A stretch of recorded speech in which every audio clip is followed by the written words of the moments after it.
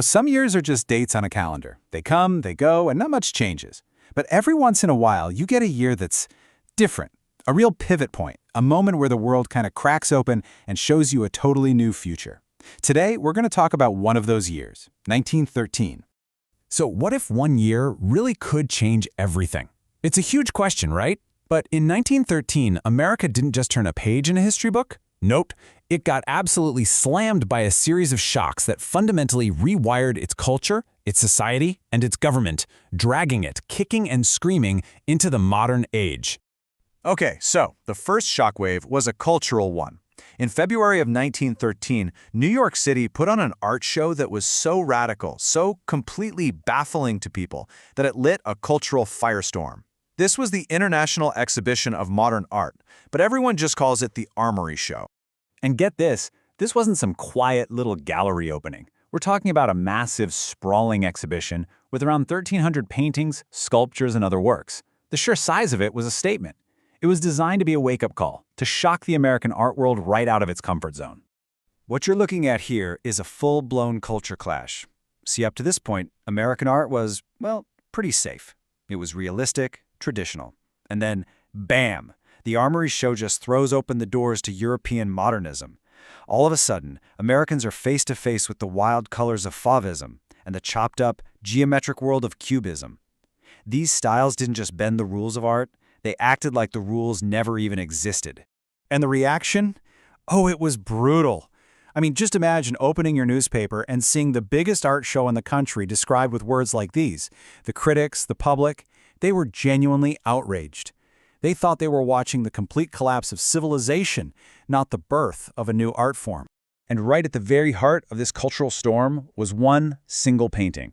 It was Marcel Duchamp's Nude Descending a Staircase, No. 2.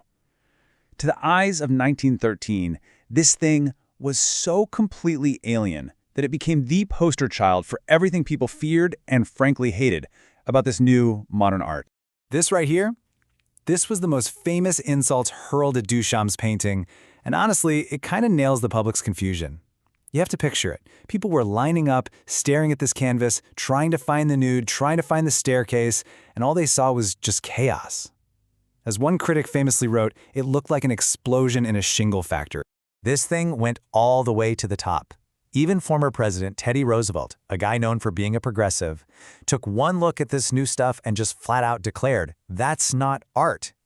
And just like that, the battle lines for the future of American culture were drawn. All right, let's shift gears from a cultural shock to a social one that was, frankly, a lot more sinister. At the exact same time the art world was being torn apart, a murder trial down in Atlanta, Georgia was ripping the cover off of the ugliest prejudices in American society. This was the trial of Leo Frank. The basic facts of this case are just chilling.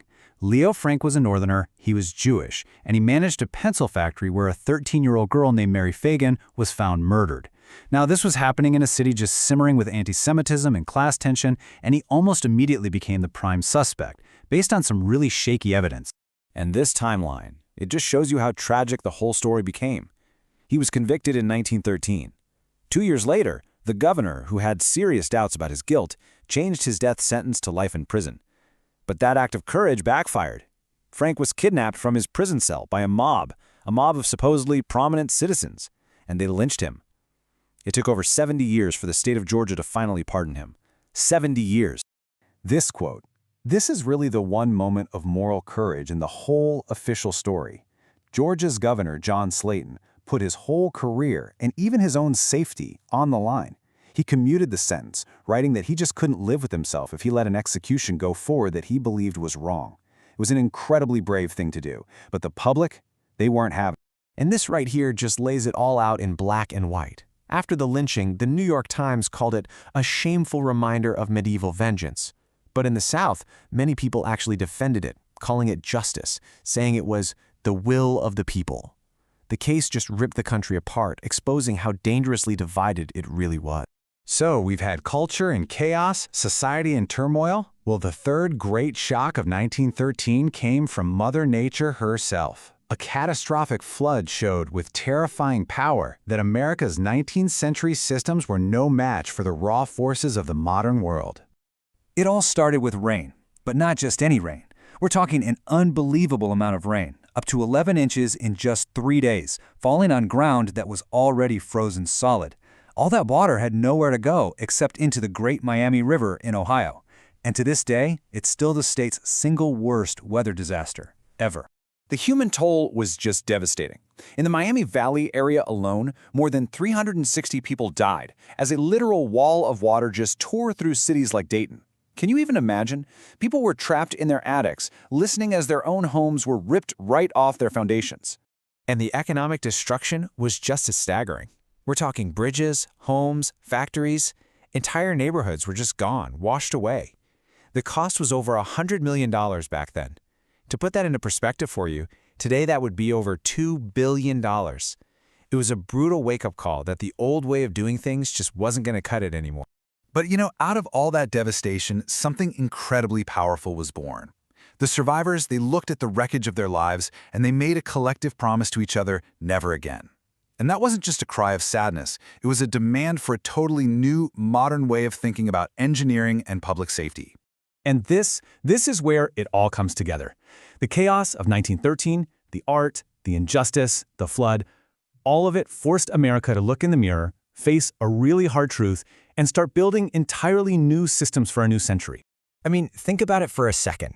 You've got a culture completely unprepared for modern art, a legal system that can be overthrown by mob justice, an infrastructure that can't even protect its own citizens from a storm. Each and every one of these crises was screaming the same thing. The country had outgrown its old way of life. It needed a new toolkit to handle the speed and the complexity of the modern world. So what did they do? Well, part of that new toolkit was figuring out a stable way to actually pay for a bigger, more powerful government. Enter the Revenue Act of 1913. This was huge. It basically reestablished the federal income tax for good, giving Washington the steady stream of money it needed to operate on a modern scale. And they didn't stop there. Later that same year, after a series of brutal financial panics, Congress passed the Federal Reserve Act. This created the central banking system we still have today. The goal was to make the nation's money supply safer and more flexible for a booming industrial economy. It was another massive, foundational piece of modern America just locking into place. So when you step all the way back, what's the big takeaway here? The legacy of 1913 is literally all around us. That modern art that caused a national scandal, it now hangs in our most famous museums. The horrific injustice of the Leo Frank case, it directly led to the formation of the Anti-Defamation League to fight bigotry. That never again promise, it led to the huge flood control systems that protect our cities. And of course, the Federal Reserve and the federal income tax are the absolute bedrock of our economy. It is an incredible amount of transformation to cram into just 1 year. That single, chaotic, world-changing year didn't just alter America. You could argue it created the America we know today. Which leaves us with one final big question. If 1913 was the year that invented the modern era, a century later, are we still living in the world it built? Or are we maybe nearing the end of it?